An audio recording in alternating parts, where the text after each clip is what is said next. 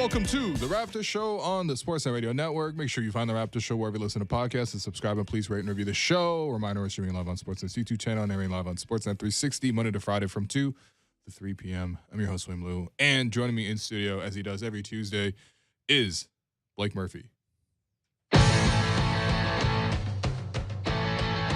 Blake Murphy.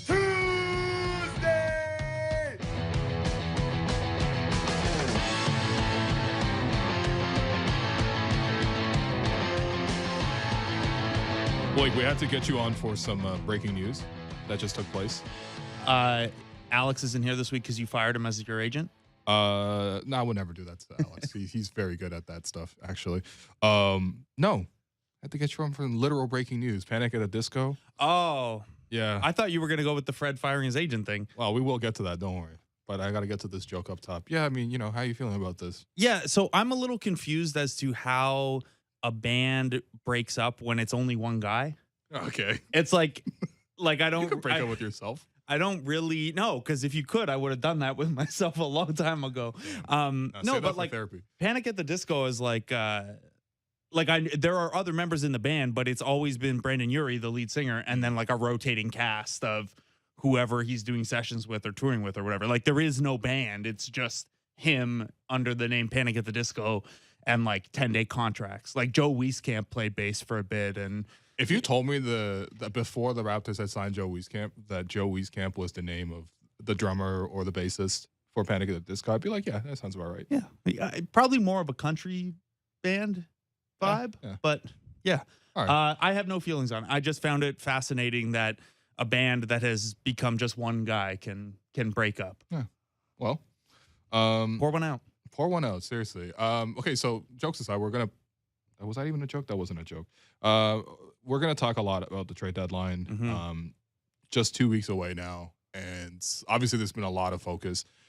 And I don't want to be repetitive on this subject. However, like you just hear new things come up every single day, right? And so I think, especially having you here right now, let's just go through all the stuff that has essentially come out in the last day or so. Okay, so I touched on this a little bit with Grange on yesterday's show, and he gave some great insight, especially on the Gary side of things. But the idea of the Raptors potentially moving Gary as part of a three-way trade to return Jakob Poeltl. Obviously, San Antonio's been pretty steadfast. They want 2 first-round picks. They got to come off of that. They're not going to get 2 first-round picks for a pending free agent who's Yeah. probably going to make like $15 million in free agent. I know there were reports that he's going to get $20 million or something like that. I'd be a little surprised if he hits $20 million, and I'd be really surprised if they get 2 firsts for a pending free agent. Yeah, I think, especially because I think as part of the other piece of the article by Spurs Talk, I think there was talk that I think Boston was going to offer them. Apparently, they got a pick swap. They might just give them the pick outright, something like that. But if that's essentially what you're bargaining against, then, of course, 2 first-round picks is a significant jump from going from a pick swap to a pick outright. But anyway, this idea essentially of flipping Gary for Poeltl, I mean, first off, where do you stand on that? Because I think it's just seeing the immediate reaction for most people, they're very confused as to why one of the worst jump shooting teams in the league would trade probably their best jump shooter this season and maybe their best jump shooter overall, especially going forward, for someone who isn't even a free throw shooter. It's interesting when you put it that way. And I had a conversation with someone in my DMs this morning. The other thing is that if you look ahead to what we're projecting these guys to make in free agency, Gary projects to make more. So shouldn't that mean he's more valuable?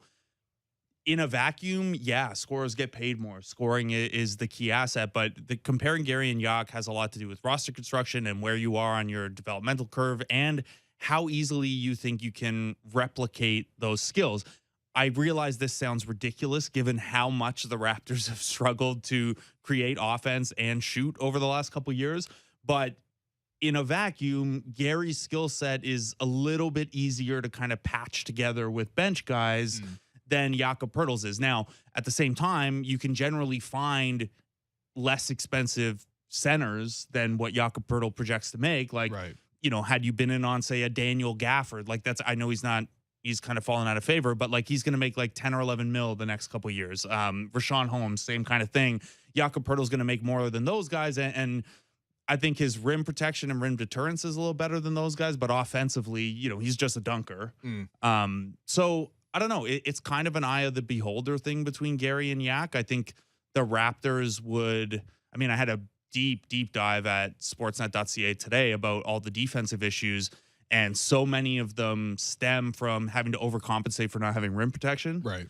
That I do think that, you flip Gary for Yak, and suddenly this team, at least performance-wise, looks like more what we thought they were, which is really good in transition, pretty good defensively, and then can't score in the half court. Right. Right now, they can't score in the half court anyway. I don't know how much worse it can get if you swap a guy out. It could get a lot worse. Sometimes it feels like no one's there to relieve. It could get a lot worse. The pressure in the paint outside of Gary knocking down some threes. The one thing though, and this is like spacing isn't just 3-point shooting.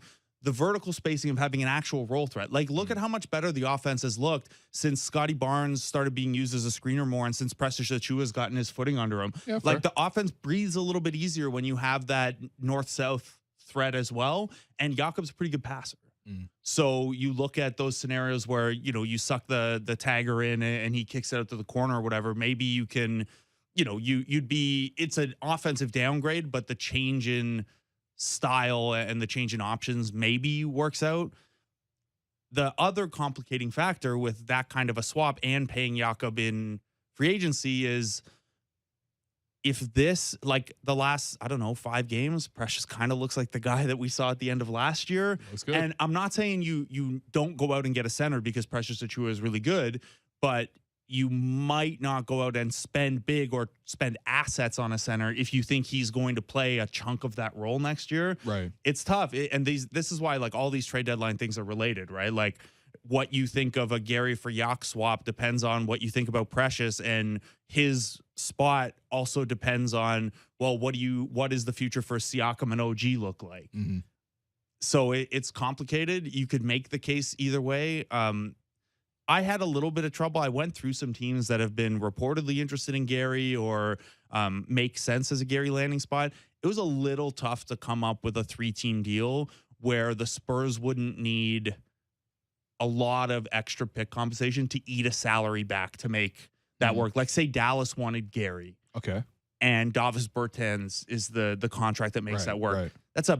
He could shoot, but that's a bad contract. The Spurs probably want, like, if they want multiple picks for Jakob, they definitely want multiple picks to give up Jakob and take on a bad contract. Yeah, fair. And then Dallas probably isn't in a position to do that. So I had a little bit of trouble coming up with what the 3-team deal looks like too. Yeah, no, that's fair. I suppose were we here last week when we discussed potentially moving Gary and getting like something out of Charlotte? Maybe you reroute some of those. Yeah, because McDaniels was the buzzy name at that time. I think if that's the case, Charlotte was also a weird one because like to make the math work, you got to take on like a Kelly Oubre or something like that, and like what does that do for you other than like replacing the vibes and the fashion?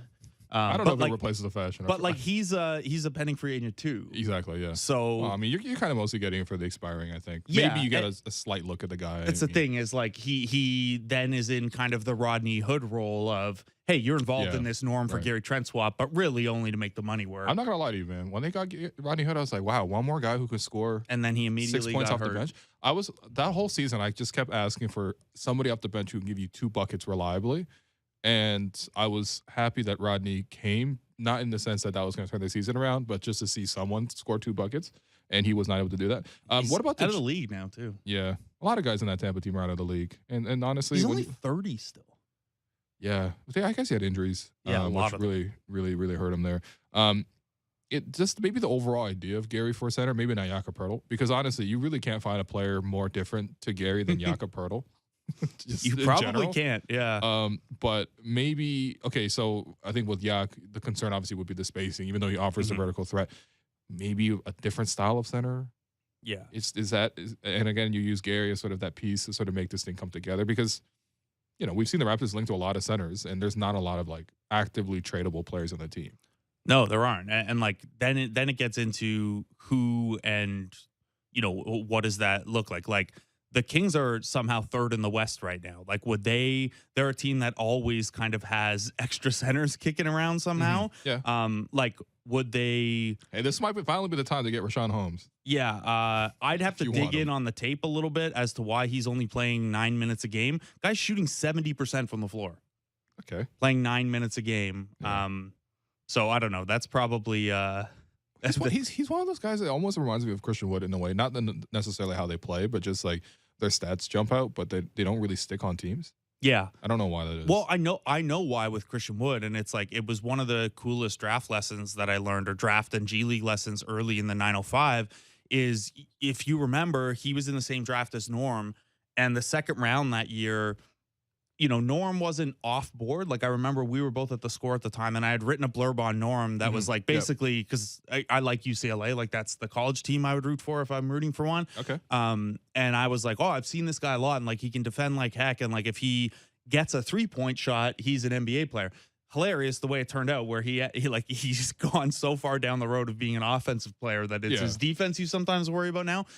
But in that same draft, Christian Wood was a guy that a lot of people liked, and a lot of people wondered why he didn't go get drafted. It's the same with Deontay Davis in the Jakob Poeltl draft. Right. Skull was in there too. It was just kind of a mess of big men with tools. Yeah. And the thing with Christian Wood and Norman Powell, I remember hearing that basically, obviously, like the mental side of player development is still a bit of a black box. But one of the things the team became fairly confident in through the draft workout process and interview process and stuff was Norm was a guy who, if he didn't have minutes because he was playing on a good team and he had to go to the 905, he would use that the right way. Like, chip on my shoulder. I'm going to show exactly what Pascal told the Christian Koloko, right? Go down there and show that you don't need to be down there. Yeah. Don't go down there and pout or whatever. By the way, Christian Koloko first 905 game, 6 blocks. Yeah, 13 points. He was headed for at halftime. He was on pace for a points blocks double.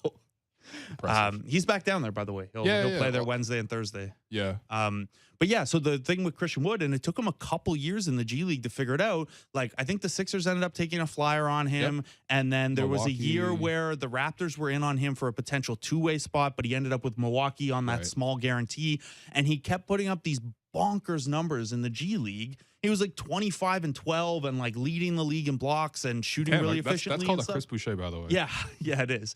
And like dominating summer league and stuff. And it's like, well, why isn't this guy getting signed? And it took a while because, for a long time it was, well, it's just numbers, and he's not sticking because like he's not helping a team win, or he's not, he went down to the G League and the, I'm speculating here, but like the Sixers say, hey, we want you to work on this, and this, because if you're ever going to get minutes for us, this is the role. We want you spacing around Embiid, say. So we need you working on being a stretch four. And he's ISOing and driving to the bucket because that's the cool stuff. And he's talented enough at the G League level to do that. That's fair. That's the kind of stuff you get into with him. Now, I don't know much about Holmes, the person. It's a bit of I've just never met the guy or heard much. And I think he bounced around teams in part because like, he's that tier of center that like you're always kind of looking for an upgrade. Like if he's your starter, it's okay. But if Sabonis becomes available, or Phoenix, if you draft DeAndre Ayton, or I mean Philly, he was behind Embiid anyway. But for sure. He was kind of one of the process finds, actually, one of the actual guys they found. Yeah. Anyway, so Holmes is a guy. Like, who else are you looking at for Gary for a center type of deals? I mean, like, maybe you tie it into a bigger thing and get Ayton from Phoenix. Depends. I mean, look, for me, if I'm Phoenix, I'm like, I'm not sure what I'm specifically building around. If Chris Paul's not elite, I don't know if more guards is the answer, but you do see Phoenix linked to a lot of Raptors players, right? You see it linked with Fred. You see it linked with Gary, I think, as well in the past. Maybe you roll the two of them up into Ayton. I don't know if that helps you because, again, you're literally going down to one shooter at that point and another non-shooting center. And, of course, Ayton's much more offensively gifted than Jakob, but then again, he's not as defensively sound. And he makes probably double what Yak's going to make. Yeah, so. Which is, like, he's owed 32.5 next year, 34, and then 35.6. It's all guaranteed. There's no team option in there or anything like that. It's a lot of cake. Now, on this team, he'd probably average like 15 rebounds just by way of like lot of missed shots. he'd be the only guy playing drop coverage. Obviously, he's a really good offensive rebounder. Yeah. He'd probably put up like 20 and 15, but whether he actually makes the team better when you factor in the spacing stuff and the fact that you wouldn't have much of a choice but to get a little more conservative with your defensive schemes with him as your center. Might not be a horrible thing though. No, it might not be. Anyway, Ayton's a guy where, like, because of the contract, I don't get super excited about him as an option. But the thing that I wrote at Sportsnet last week, like, the important thing to remember is, like, if Fred and Gary walk in free agency, you don't have a path to replace them. Yes. So you can still work on a sign and trade or something like that in the offseason, or try to re-sign them and then maybe trade them down the line. Like, keep them in the mix, run it back, trade them later. But if you don't think you can re-sign one of those guys, or you don't think that you'll want to pay what they're going to make, like, it is kind of a Gary for X or nothing. Right. If you assume, like, say Gary's, what did Grange tell you, like 25 mil for Gary or something like that? He said it could have even been like it might not still be the full term. Okay. He might do a shorter, essentially another 2+1 kind of thing. Yeah. Okay. But, like, so say it's 25. Yeah.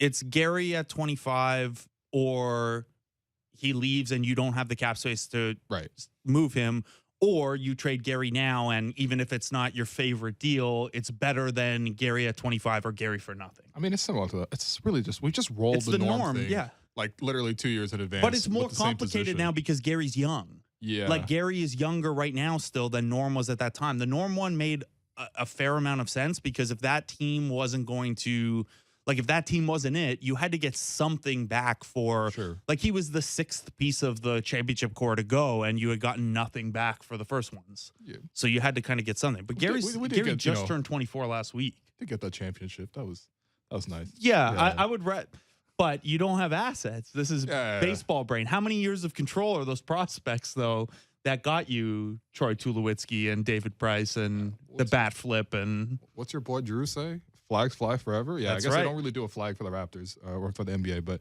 man, you can hardly even see the championship. Like, I was at the Leaf game last night. I was sitting up top. You can't even, like, you can see it a little bit from the gondola where we are, but on the other side, it's hard to see. It's just like all these. So you go to the Leafs game, but not the Raps game.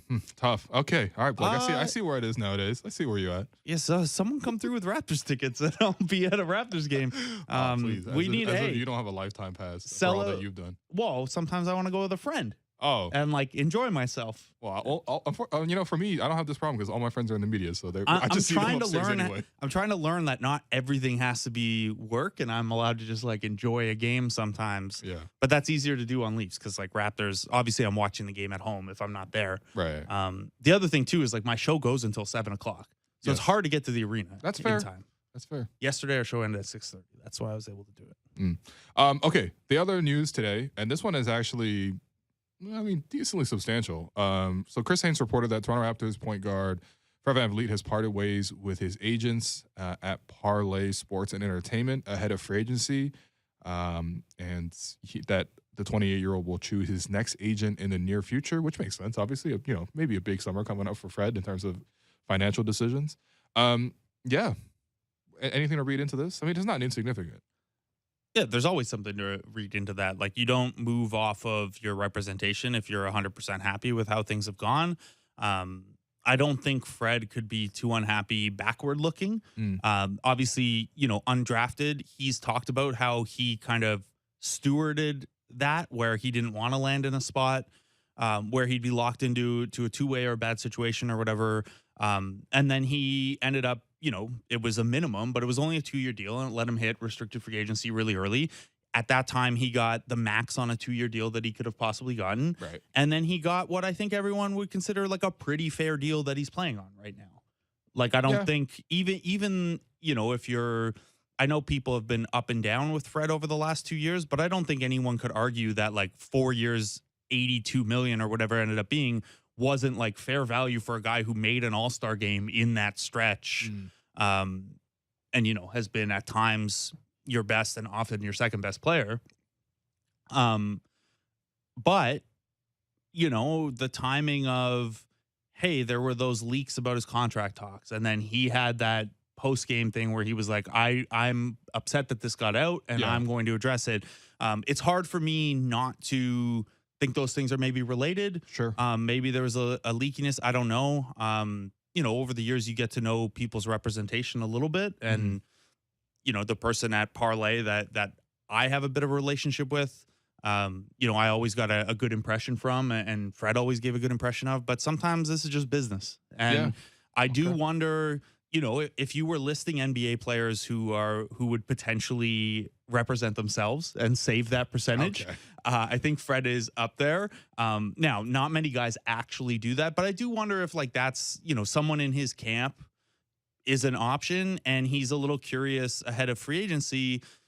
The money's going to be what it's going to be. He, I'm sure he understands the salary cap ramifications and everything, and that he's coming off of, a couple years where he's been banged up and stuff.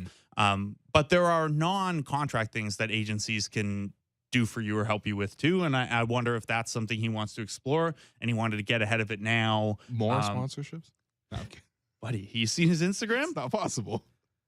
No, I'm kidding, man. Everyone go get the bag, myself included, actually. Honestly, I'm surprised that, I know we have the little ads on the jerseys now and stuff. I'm surprised that there isn't a individual sponsor for each bucket that Fred hits.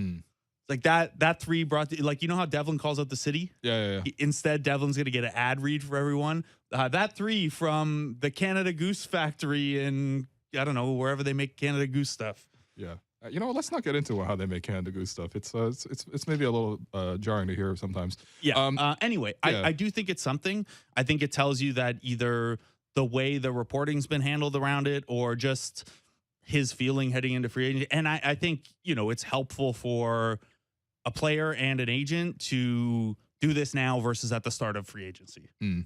That's fair. This gives, you wouldn't want to leave the agent or the agency in a tough spot heading into free agency. You wouldn't, and they've focused a lot of attention and time and stuff on figuring out your next deal. And for him, this gives him a little bit of runway to talk to other groups and stuff. And it's an important time. I was going to say, it's just 2 weeks before the trade deadline. This is a heavy time for everybody. And look, there's no tampering in the NBA, of course. Never. Not unless you want to lose your 59th overall pick. Oh man, no DeJuan Hernandez. Don't do it. No all the guys. Remember the year they drafted DeJuan and ended up with 4 guys on the roster that they had looked at with that pick? First off, only you remember this. But second of all, O'Shea, Terrence Davis, and Shamori Pons were all guys that they were considering with that 59 pick. You know what? Two of those guys for guys in that range did decently well. Yeah. Not the two that not the one they drafted. Yeah.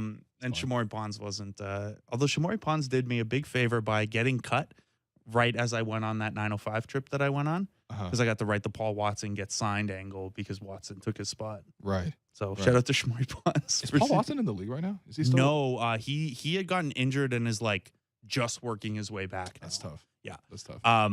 Because I felt like there was real momentum that he would eventually break through eventually. Yeah, maybe it not did with the seem Raptors, like but somewhere else. Yeah, I mean, in OKC, he had some flashes and stuff, and they're kind of process adjacent. We're just going to run through guys and see what clicks and keep running through. We're going to start 2 guys named Jalen Williams. It's very confusing. It's not confusing for me anymore. One of them is secretly Asian. All right. Really? Half Filipino or? He's half Viet. Okay. Or maybe a quarter Viet or something like that. But I'm claiming it. That's good to know. Yeah. Anyway, sorry. All I was going to say is there's no tampering in the NBA, of course. Yes. But any team acquiring Fred VanVleet is going to want to have some conversations about what the future looks like. And I'm sure if a trade was getting far enough down the line, the Raptors wouldn't step in the way of those conversations being had. And so it's maybe helpful to do that right now as well. Well, speaking of which, this latest from Mark Stein, who has a pretty good Substack. It's similar to the columns he used to write in the past. Anyway, this is whatever. Go buy Mark Stein's Substack. But the word is that realities have prompted the Suns to start assessing their post Chris Paul future, and thus identify Charlotte's Terry Rozier, New York's Emmanuel Quickley, and Toronto's Fred VanVleet as potential trade targets. That's the latest word from Stein that the Suns have identified. Sorry, Fred. can you read that first sentence again? Word is that those realities have prompted the Suns. I think the previous sentence before this. No. Yeah. If your realities prompt you to look at Terry Rozier, first of all, drop all the psychobabble, but reevaluate those realities. First off, I don't know if there's if this is where Fred's conversations are at, this is tough because he shouldn't really be in the same conversation as these guys. No, he is. I mean, like, no offense to these guys. Like, I think Terry Rozier is a very talented scorer, as we've seen coming to Toronto, but like, they don't have the same resume, and also they're probably not going to get the same money as Fred, right? So these are three Terry very Rozier next 3 years is averaging 25 mil. Okay, see, that's good. Yeah, I'm he's happy got the NBA 3 has a years, union. 75 left on his deal. Yeah, well, don't you want guard Julius Randle? No, I have a long time thing with Terry Rozier. I'm sure he's fun to watch when you're on a bad team and he can get 20 because he's a bucket getter and it doesn't really matter. Bucket. He's a bucket. This guy made so many fadeaway corner threes. But yeah, like my piece at Sportsnet today, like there's a reason I work the lead around Terry Rozier making bad decisions because it's funny to me. And now that he's not hitting threes at a very good clip, it's a little dicey there. But I mean, honestly, the Suns though for Phoenix for Fred, like a team that for Phoenix. So what's going to get hard here is like you're either taking Ayton back or you're working a bigger package where Jay Crowder's going somewhere else, and you probably take Dario Saric back to make the money work, and then maybe you have to take Landry Shamet back too, who isn't like the worst thing in the world to have a couple years of at $9 million. With that, man. Yeah, like you want Joe Wieskamp on a full salary. There you go. Yeah, well at $9 million, yeah. But no, it's a guy who can shoot, and like especially in a scenario if you're trading Fred and Gary, having a guy who can play 20 minutes a game and sometimes start and is comfortable in a kind of a bench shooter role, like whatever, you wouldn't like scoff at the $9 million he's owed each of the next couple years. Fair. But I mentioned Shamet and Saric and Crowder just to highlight the complicated cap side of things where like and this is going to come up with a lot of teams, but it especially comes up with the Suns because they're so top heavy and have like $151 million committed to like 6 guys next year. Yeah. Which is probably why they want to move off Ayton. But we'll see. I don't know. Here's the thing with Phoenix that I don't understand. And maybe a Phoenix Suns fan who's watching or something can explain this to us. Is like I mean, first of all, why didn't you just trade Ayton in the offseason if he's really not a part of the future? They made it very clear that but like if Chris Paul is not like if you're moving off of Chris Paul at some point, like what is the guy you're adding is not peak Chris Paul. Nobody's peak Chris Paul. Not in the league, no. And like, yeah, he has 2 years left on his deal, but like next year's a partial guarantee and the year after that's a non-guarantee. So like, I'd assume any team taking him on is probably doing it to get at a half the money next year, and they won't pick up those options.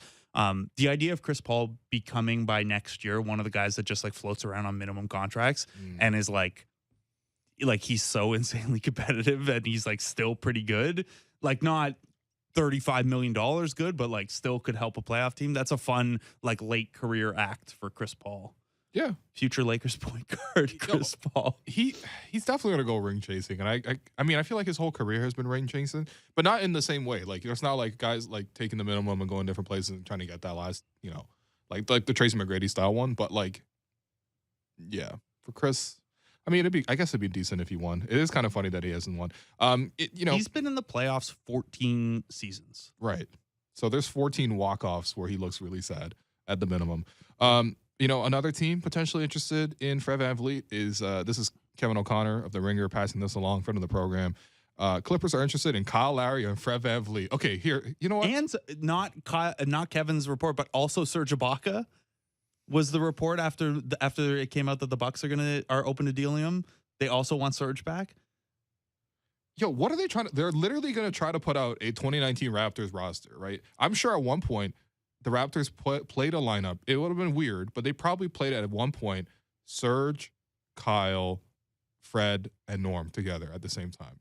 And of course Kawhi. Like I think that's an actual 2019 lineup that they could put together if they actually make these acquisitions. Now, of course, they're not going to acquire both Kyle and Fred. But yeah, I mean, I don't know. What do the Clippers really have to offer in this sense? Well, I mean, a lot of their picks are tied up as well. I was going to say, like I really like Man. Okay. But like Man, and if you like Amir Coffee, that's basically it for their assets that are movable. And like their picks all come with like complications around like, oh, can you have to change this protection or negotiate this other thing. Like Oklahoma City owns the Clippers for the next, 2023 first round pick swap. 2024 first round pick outright. 2025 first round pick swap. 2026 pick outright. So like you're looking at 2028 is the earliest pick they could move. That do anything for you? Like it's an asset. And to be clear, a 2028 pick could very well be a 13-year-old walking around the earth right now. Yeah. Which is not to say that picks aren't worth value. It is just Wemby got a younger brother? I mean, maybe.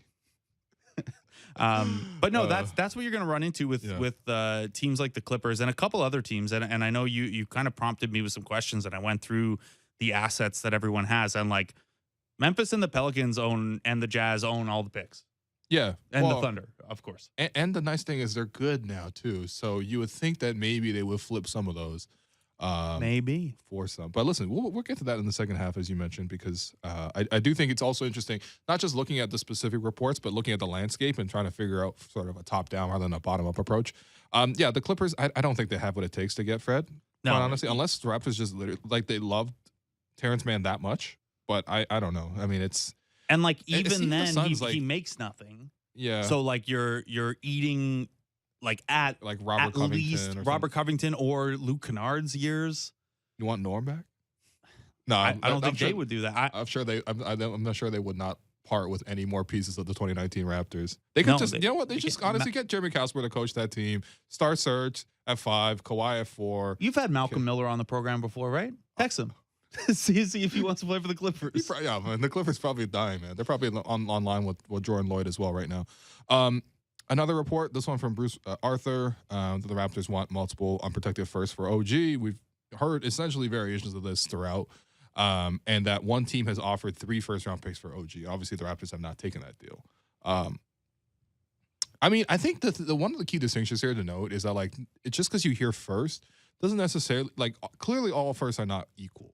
No, right? Not just because of the protections and all that kind of stuff, but also which teams you're taking them from. Yes. 3 firsts sounds like, wow, that's a big deal. The reason why it was a big deal that Atlanta got 3 firsts in their thing was because 2 of them were completely unprotected. And from a franchise in Atlanta that looked and definitely is pretty in disarray right now. I mean, like, they changed GMs midseason to Landry Fields, who I think the Raptors might still be able to start him in time for Game 7 to throw against Joe Johnson.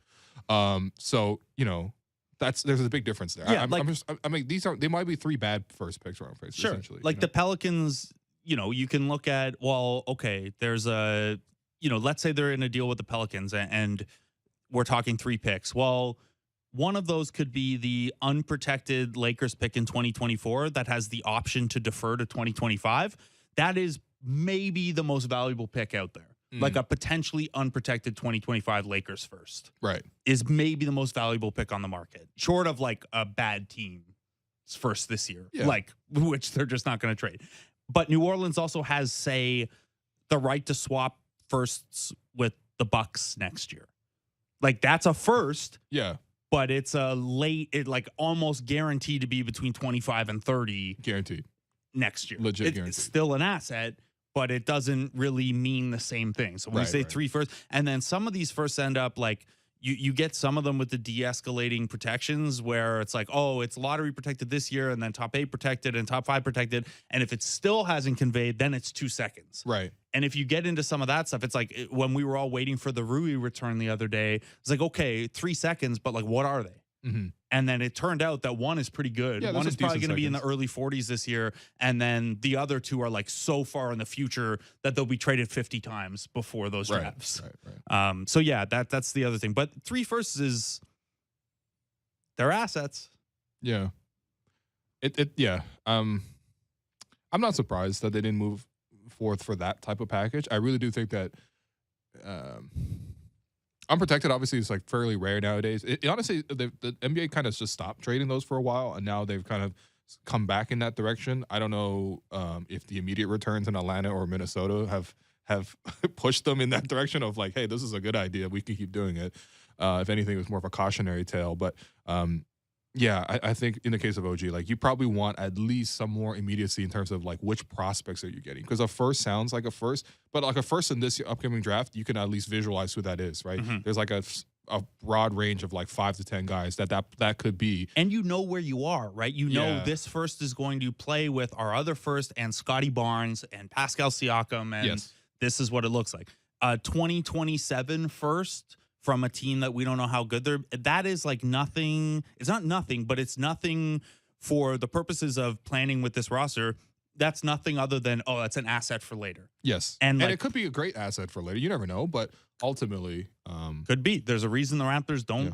as a general strategy, don't trade far out first round picks. yeah, no, it makes sense. Because you don't know. And like the other thing is like, what is the player coming back with it? If it's like Dyson Daniels, who was just a lottery pick, Yeah. well, then that's kind of like getting another first, you just have burned a year off of it or Right, whatever. So that's where, 3 firsts, and I'm not saying Bruce didn't do a good job reporting that out because he did, Mhm. but like, yeah, for us to evaluate that, like it's not enough to go on. Last thing before we go, there was one trade that did take place yesterday, actually right as the show was happening.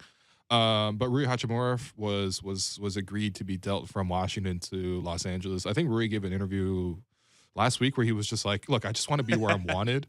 Which, like, listen, I think everyone could sort of relate to that idea. So ultimately, I guess the Lakers was that spot. The Lakers will send back Kendrick Nunn and 3 second-round picks. I mean, first off, is Rui that good? I don't think he's bad. I think a lot of why he hasn't gotten traction is that he hasn't been able to stay healthy. Sure. And it's like every time he seems to What about start putting three-point it shooting and together. defense, though? I It's mean, pretty popular for big. He shot 45% on threes last year.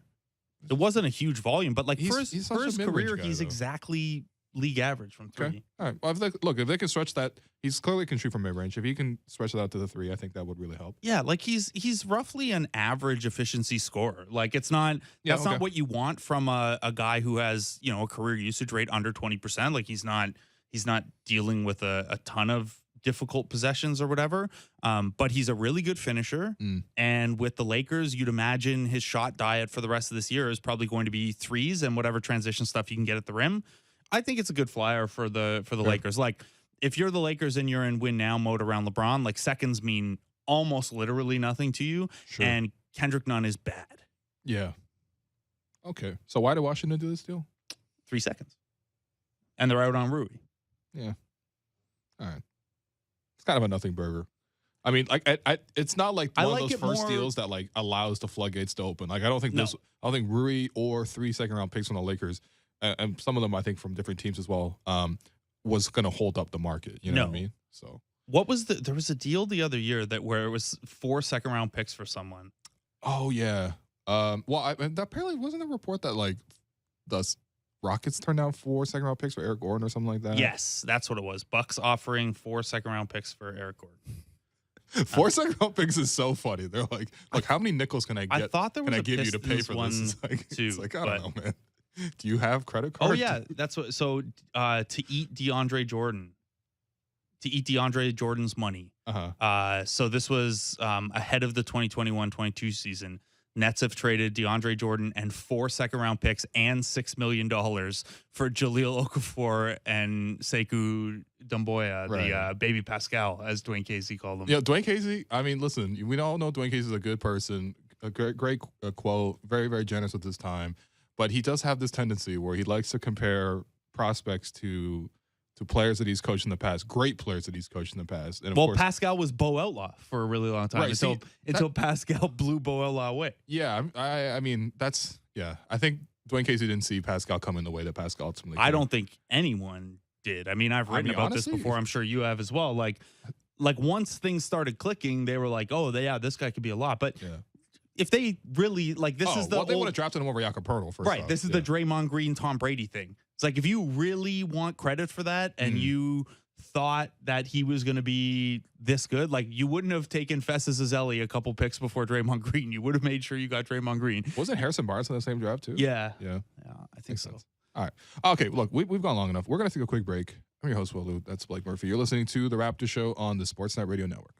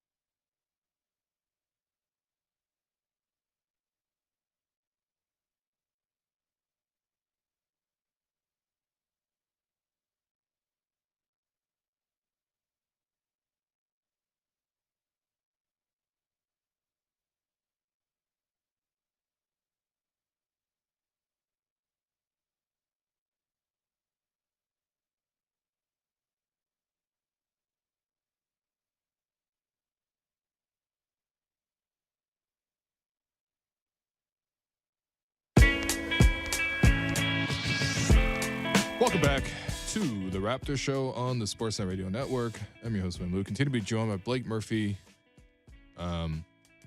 Okay, so we have two options here. We got 10 minutes. We can either talk more trade deadline stuff, or we can talk about your piece about why the Raptors defense has fallen off, which is up on sportsnet.ca. Blake, even though I'm the host, I'm giving you the option. What do you want to talk? You want to talk ball or you want to talk fake ball?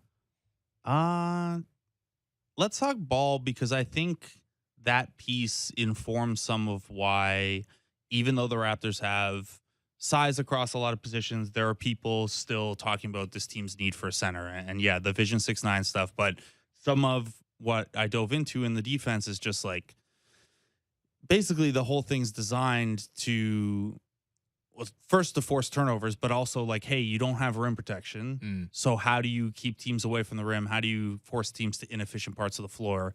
And it does seem a little bit like opponents have figured it out, or it's just too exhausting. Right. Okay.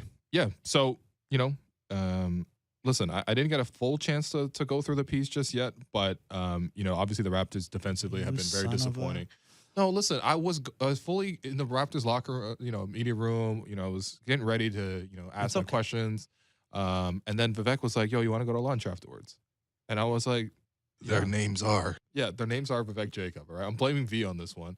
V showed me this like great shawarma spot in around Kipling Station. Actually, it's really nice. You know what? I'm gonna look up the name because I want to shout it out. Wait. Anyway, Why were you what up near Kipling Station when you're coming from the Raptors practice I know facility? it was that good. It was that good of a spot that Vivek was like, "You want to go to lunch out in Etobicoke?" And I'm like, honestly, I gotta be back at like Young and Bloor here by 2 p.m. This is where we really missed that Island Foods that used to be at King and Dufferin. That was clutch. Yeah. That was clutch. Because there's not that many good food options within walking distance. You'd have to like essentially. Quiznos? Honestly, I'm ashamed to say I've had that Quiznos more than a few times. I have eaten at that Quiznos before, for sure. Actually, it was like for a couple years there was like an annual when James Herbert of CBS Sports was back in Toronto, because I guess they don't have them in the U.S. or they don't have them in New York or whatever. Wow. They don't have the cuisine of Quiznos. The Quiznos cuisine. Canada's finest food. Anyway, so the piece isn't anything that like you haven't noticed watching the team, or when we have conversations. You and I have kind of dug into the defense a couple times, but like, again, I'll do this thing where I turn my little spreadsheet around, see how all those things are going from green to red. That's the Raptors defense over the last 5 years in a bunch of different categories. The only one that's still green: forcing turnovers, blocking threes. All the things that happen in between that have gone the wrong way. Now, you could try to make a positive out of like, well, teams don't beat them in the pick and roll that much. Well, you know why? It's because the Raptors have been like the worst team defending spot ups for years. We know they give up a lot of corner threes, but they think the aggressive switching and the length and the speed closing out can account for that a little bit. And it's worth it to put so much pressure on the ball that opponents are really uncomfortable all the time. And I started the article actually going into the two games against the Hornets. And yeah, it's just the Hornets, but in the final 4 minutes of both of those games, they were still within reach. And the Raptors had a steal in both of them around the 4-minute mark, where one was LaMelo Ball, one was Terry Rozier, both trying to feed Plumlee, basically wide open inside. And a Raptor came out of nowhere and took the ball. And then you saw it down the stretch, those guys would not pass the Plumlee like wide open under the net. And that's kind of the idea. Everyone's uncomfortable. Everyone second guesses their passes or their dribbling lanes or whatever. But this type of style requires unbelievable connectivity of, okay, if I get beat here and instead of recovering normally, I'm going to try to poke the ball free, because that's what our defense does. And if I miss on that, someone's got me here and then someone's got them, and I've got to get back here to their man. Like we've seen for most of the second half of last season, in the whole run it back year, this can work. Sure. But it requires a lot of energy and a lot of focus and a lot of guys being on a string. And I think we're seeing now that, the margin for error is pretty slim, so opponents are taking almost 16% of their field goal attempts against the Raptors from the corner three. That's a lot. It's going to break their own record. Yeah. They're also taking 36.4% of their field goal attempts at the rim, which is a ton also. Just to be clear, these are literally the two most efficient spots that you want to shoot from on offense. Other than the outside of free throw throws. line. Yeah, which, Yes. I mean, I think the Raptors might be slightly better in terms They of are, foul because they've been lean. getting to the line a lot, which is a little surprising, just given their play style and everything. But we talk so much about like how the Raptors win the possession battle so that they can, you don't have to get as many points per possession if you get way more shooting possessions. Mhm. And that's been true. They've taken 353 more field goal attempts than their opponents this year. Right. They have taken 6 fewer field goal attempts from those high efficiency areas. Wow. Okay. So basically all the extra, not only are opponents shooting better on threes and at the rim than the Raptors are, but all the extra possessions the Raptors are getting in relative terms are those low efficiency, like high mid-range, deep floater range looks. Yeah. And they just, I don't know, the strategy, when I lay the strategy out in the piece, or when I lay it out in my head, or watch it unfolding, it makes sense. Like, you don't have a traditional center. Mhm. You have all this size. You have these really good individual defenders, and you have the best transition offense in the league. So build a strategy around that. And again, you've seen in two of the last 4 years what it looks like when it's working. Right now, they're a below average defense that is really struggling in the half court. And I don't know. I think a part of this offseason, a part of the trade deadline discussions around whether it's Jakob Poeltl or the need to add a center in the offseason or whatever, or it just informs the Precious Achiuwa decision, not even decision because he's under contract a while, but just like his usage and how you view him long term, is that without that rim protector, without a real center or someone you're confident playing center full time, there is a physical toll to guys like Scotty and OG who have to play minutes there. And Scotty, OG, Pascal, and Fred are all top 11 in the league in miles traveled on defense per game. Yeah. Top 11. Yeah. It's a lot. There's a toll to that. And then there's also, like, when the scheme is this complex and requires this much connectivity, you start to understand why Nick Nurse doesn't trust some guys on defense. But then that's kind of a self-fulfilling prophecy, right? Because how do you get the reps to be a part of it? So I think that my key takeaway from this piece, and sorry, I'm rambling a little bit now, but and I've said this a couple times on Twitter and stuff, is versatility is not just about guys who could switch a pick and roll. Mm-hmm. It's about being able to play different styles, match up to different, like if you're the best team in the league, you don't have to worry that much about matchups because other teams have to match up to you. Sure. If you're a mid-level team or like a second tier team, if you're in that like 5 to 10 range in the league, you might have to play, like you might have to change your style matchup wise to account for an opponent. And I just think some of what's been lost in the Division 6-9, and it's not as if they've had great centers available to them that they were just like, no thanks. Like they tried 2 years ago with Aaron Baines and Alex Len, and it didn't work out. And They've been linked to Nick Claxton, which would have looked like a really good move. Yeah. I think there was briefly a Jared Allen rumble before he got traded. Like that would be a great fit too. But when your personnel makeup makes it so that you can only really play one style, or you're only really comfortable playing one style, it's hard. It's hard over 82 games. It's hard if you have injuries. Can work, but it's it's heavy. Nick wants it to be one way, but it's the other way this season. Every second year it works really well. Listen, maybe you only have the energy once every 2 years to play as dedicated as you need. Okay, really quickly so definitely go read the piece. It's up on sportsnet.ca. Just look for Blake's byline. Because there's only 4 questions I prepared for you here, and we can do a little rapid fire for about a minute. Let's just go through these, okay? Because these are the 4 questions I was going to ask you, okay? Number 1, before the trade deadline, which team will pivot to a tank? Among good teams. Yeah, among like decent teams. Obviously, like no contender's going to tank. Utah. Okay. Is the playing tournament affecting whether or not teams ultimately tank, even when they shouldn't, but ultimately they're deciding not to because they could chase it? Yes, but only for teams in certain spots. Like if you're a contending or a team that wanted to contend, you have to push. If you're the Lakers, Minnesota, whatever, Phoenix, you don't have a choice because you have too much invested. It's more interesting for teams like Indiana, where it's like, hey, maybe this is part of the development. Okay, fair. Biggest impact player to change teams ahead of the trade deadline? It's a long shot, but for the sake of taking a long shot, DeMar. Ooh. Bulls got to blow it. Bulls need to blow it up way more than the Raptors need to blow it up. I agree. I mean, if they blow up DeMar, I mean, they Vucevic, maybe they keep Zach. Vooch is a pending free agent too. Yeah. And the DeMar Zach fit is just, I know they like each other and stuff. It doesn't work. Yeah. And then last one, which contender has the best assets to make a trade with? The New Orleans Pelicans or Memphis Grizzlies. Pelicans have 11 firsts over the next little window, including a couple really lightly protected ones or non-protected at all. And then they obviously have one of the younger rosters in the league. Grizzlies, if you want players who can contribute immediately, probably a little better. They also have 9 first-round picks, including a Warriors pick that has de-escalating protections and would be unprotected in 2025. Damn. Yeah, that sounds pretty good. All right, we've run out of time. So I had to say goodbye here. Rather, actually, really quick, the shawarma place that I mentioned in Etobicoke, Zayzoon. All right, Zayzoun. Shout out to them. But we've run out of time here today. Thanks everyone for listening. I've been your host, Will Lou. That's Blake Murphy, and you were listening to the Raptors Show on the Sportsnet Radio Network. We'll be back tomorrow with less trade talk and actually more basketball talk. The size of this roti.